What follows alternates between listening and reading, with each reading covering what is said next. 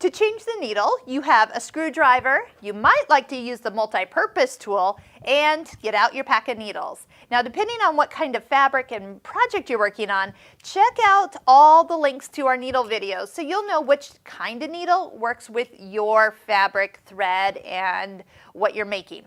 So once you run out of these, you got to know what to do. So changing needles, let's just go ahead and unthread the needle.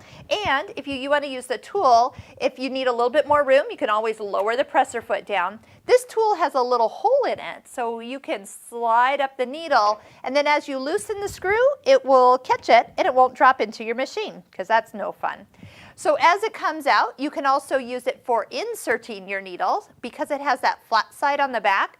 Drop the needle down with the flat side towards the back, and then it won't spin. Put the tip of the needle down the foot first and then lift all the way up.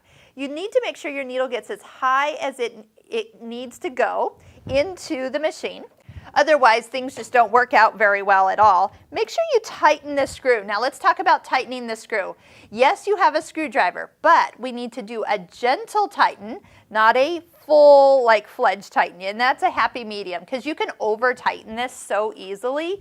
So you need to just make sure you're tight. In other words, you shouldn't be able to loosen that screw with your fingers. You will need a screwdriver to loosen it. So just that little bit past this, if you would tighten it with your hands, go a little bit further. So make sure that needle's all the way up. Here's the way to check if your needle's at the highest position, is use your needle threader. If your needle threader does not align with the hole, it means your needle might not be as high up as it should go. So do use that as a way to check. You don't want to damage anything down below if the needle was too low and then it's going to hit something and now you got other problems. So use your needle threader. You can click over here to this video on how to use the needle threader on this fabulous Pfaff sewing and embroidery machine.